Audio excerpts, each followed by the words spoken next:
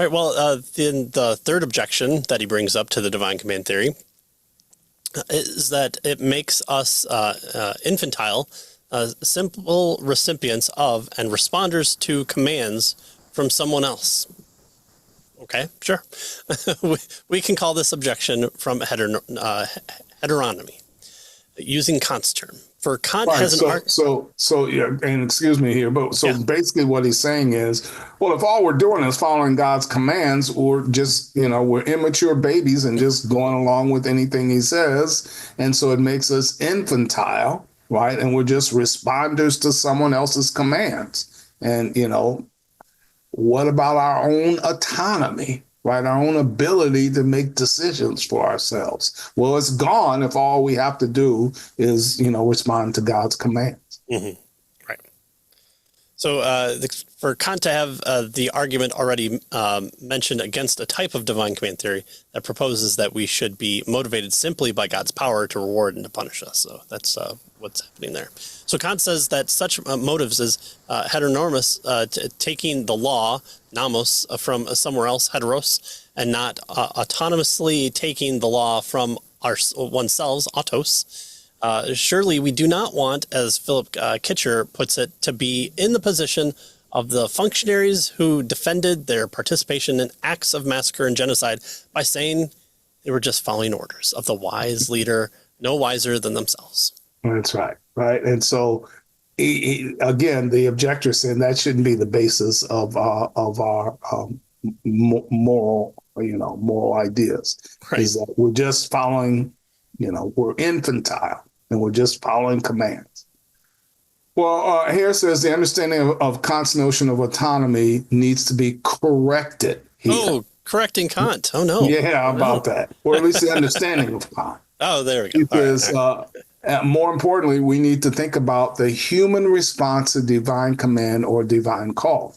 He says when we do this, he's going to suggest that we will find that the response is free, right? And takes a good deal of adult, not infantile, and difficult processing if it is to be done well. All right.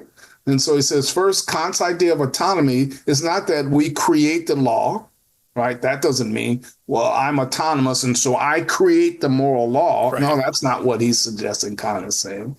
But the idea is that we will it as a law for ourselves, right? The law, we don't create it because the law is necessary. Kant argued it's already there, but we will ourselves to make it a law for us. That's the autonomy, not creating it, but the will to make it a law for us. We determine, we choose to make it a law for ourselves, right?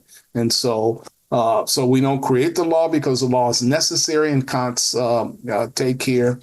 In the same way, Kant says it is necessary for a triangle to have three angles. So that's kind of his first take on this. Yeah. Yeah. So, Paul can extol virtue within new believers, suckling on milk and then building up to the meat. It's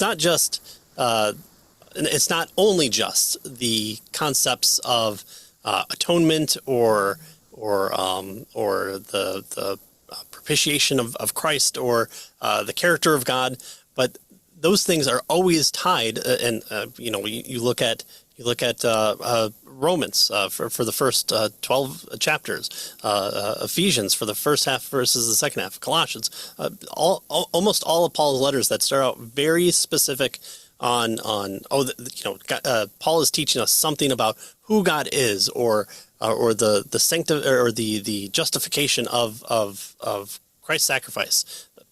All important, very true.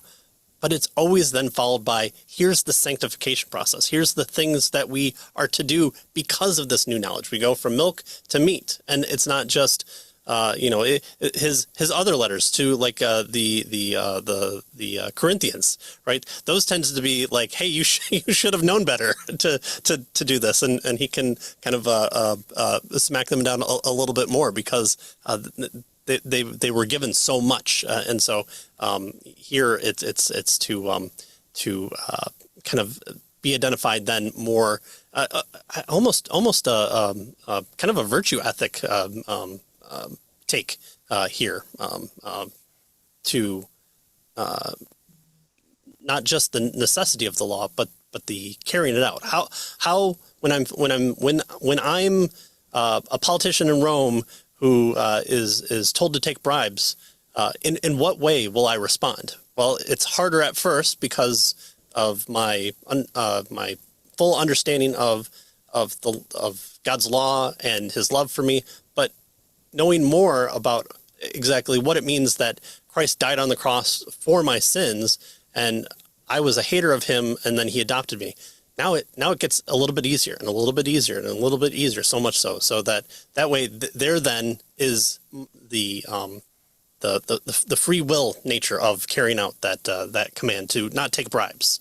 So humans have freedom, however, to accept the law as a law for themselves or to reject it. As for me and my house, follow the Lord, right?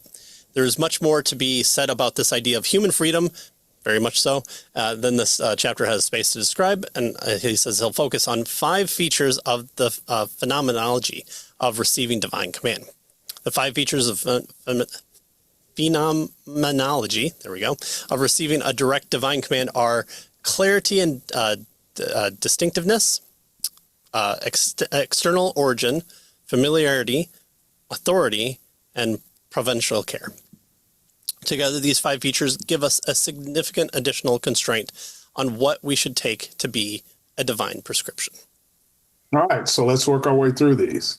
Like clarity and distinctiveness, he says that what he's talking about here is that what one takes to be a command stands out from the blur or cacophony of indistinct evaluative impressions that, pervades much of our experience. A divine prohibition, he says, to use a visual analogy, has a black line around it. It stands out. It's different. It's distinct, right? That's what he's getting at here. It resists our attempts to ignore it. It persists, and it's not easily shaken.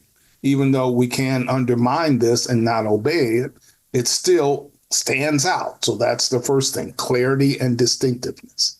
Well, the second feature is that the command presents itself as having an external origin. This can be true immediately if the experience is extraordinary or after reflection.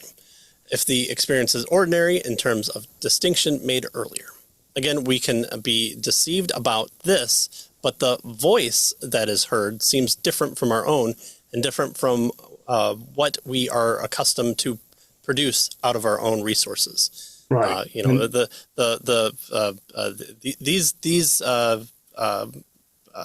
claims are so bewildering that why would they come from humans? Well, when you have cults made and they tend to be sexual focused in nature. Okay, that seems way more easy to say. Well, this is man-made than something of sacrificing self and taking the harder route. Right. All right. So he says the third feature, which is that the command comes in a voice that, though different from our own, it's still familiar. So it's a familiar voice. He says a person learns through the experience to trust this voice. And so this means that the proper reception and recognition of the divine command standardly requires practice. So notice what he's moving up to here is we're not infantile. We just don't, follow these things. We have to understand them. We have to hear them. They're distinct. And in order to follow them, it requires practice. We learn what this voice is like by consistently listening for it and obeying it. And this takes a life of discipline. And so this is one reason the objection from, infantilism or heteronomy misses its mark. What is normative is a lifetime of response, not the immediate response to a single momentarily input. And the ability to respond in this way is characteristic of not infantile, but maturity. Right. And so he gets at this objection that we're infants. He says, no. It takes maturity to understand this voice, to hear it, to choose to follow it. And it's not some infantile, I'll just do whatever I'm commanded to do. Yeah. If you won't believe me about the earthly things, then what hope do you have to believe me about the heavenly things? The fourth feature is that the command carries about them a sense of conviction or authority. The most important feature of the phenomenology is the fifth, namely, that the command appears to come from a loving and merciful source. Anything that we take to be a divine command has to be consistent with the character, the providential caring of the God who is supposed to be communicating with us. There is an experience of being loved, even though being loved is not reduced to experience. We should also expect that the command is consistent with our loving our neighbors, since God's love is for all of God's creation. And so there it is. And so that's how he attempts to, to get by, to clarify and get by this third objection that we're just, infantile. Yeah. We're just following the orders. That's right.